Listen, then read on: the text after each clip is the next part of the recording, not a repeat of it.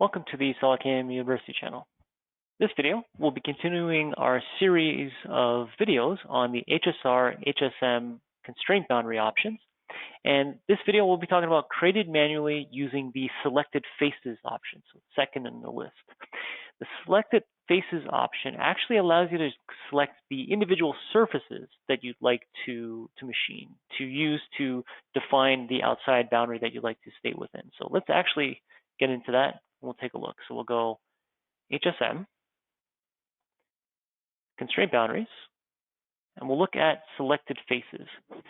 Now, the select faces, it's going to ask me to choose a series of faces to denote the surfaces that I like to machine. But as soon as I click new geometry, it's actually going to ask me for a tool because it needs to know the size of the tool in order to generate that constraint boundary. It's actually going to constrain it by those surfaces, but also how my tool can interact with those surfaces. So I'm going to go in here.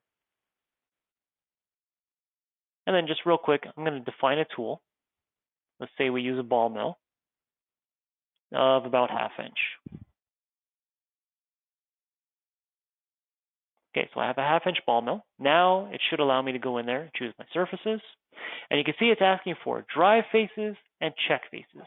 So this selection is basically the same as what you would see in our HSS toolpath, where you're choosing the surfaces you'd like to machine, but also surfaces that you want to make sure you don't gouge. Now the difference here is that HSM and HSR are already looking at the solid, so they're already checking to make sure that I'm not doing any gouging. So if I choose just drive surfaces, let's say I just choose this surface here and here and here, I actually only need to choose those surfaces, and then when I click the green check mark, it'll actually generate a boundary based on the outside edge of those surfaces, but also based off of if my tool can reach that. You can see there's a little bit of a trimming of the boundary there and there because this 1/2 inch ball mill would collide with those surfaces unless I tell it not to using some sort of constraint. In this case, it automatically constrained it for me based off the fact that I want to do those surfaces, but using that tool of that size. Now, the reason the check faces can be added is for additional gouge checking, additional checking that you'd like to do. So let's say we define the nearby faces, this face and this face. If I were to click the green check mark, it would not change the constraint boundary because they're already looking at those faces for me based off the solid. But this allows me to actually give it a little bit of an offset. So let's give it a 250 offset.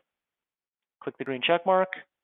It calculates it once again. When I click show, we'll see that the toolpath is now trimmed to within this constraint boundary. And you can see that that is offset from there and there by that 250. So now my tool is constrained to only travel within that area there. So using select faces, you choose the actual faces, and then the outside boundary of those faces are generated into a constraint boundary. And then with check faces, you can actually trim that to the shape of your tool, to the shape of the surfaces with an offset as well. Stay tuned to the rest of the options listed in this YouTube playlist.